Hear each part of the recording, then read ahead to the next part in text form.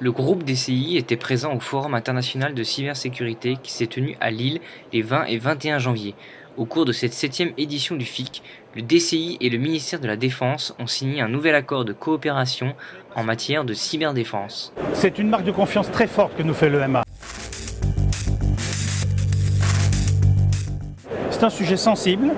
Le fait que ce partenariat soit signé avec DCI a une signification très forte. DCI est un partenaire à plein titre des armées françaises. J'ai coutume de dire, DCI, c'est l'enfant légitime des armées françaises.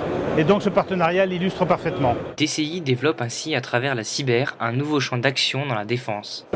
C'est une activité qui va venir compléter l'ensemble de nos activités. Je vous donne un exemple. Je viens aussi de signer un partenariat avec le service de santé des armées pour porter le savoir-faire du service de santé partout dans le monde. Il y a des pôles d'excellence dans le domaine de la défense en France. Il est normal, et c'est notre mission, c'est notre devoir, de les porter vis-à-vis des pays amis de la France. Et la cyber en fait partie. Pour le ministère de la Défense, c'est une coopération importante à approfondir avec le groupe DCI, comme en témoigne au FIC la visite du secrétaire d'État aux anciens combattants, Jean-Marc Todeschini. La première étape, ça avait été avant qu'on signe une convention, ça a été la coopération mise en place dans le cadre de DEFNET 2014. Avec le déploiement extrêmement rapide par DCI d'un cyberlab qui a été construit ensemble avec des officiers de ma structure, des experts de la DGA et des gens de DCI, notamment pour gérer tout ce qui avait été la simulation de cet exercice. La cyberdéfense devient résolument un nouvel enjeu stratégique pour la défense. La cyberdéfense, c'est probablement une quatrième armée, c'est surtout que c'est un nouveau milieu de combat.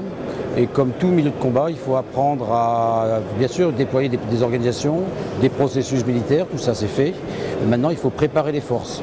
Donc pour préparer les forces, il faut les recruter, les qualifier, les entraîner, leur donner des qualifications opérationnelles comme dans tous les autres domaines.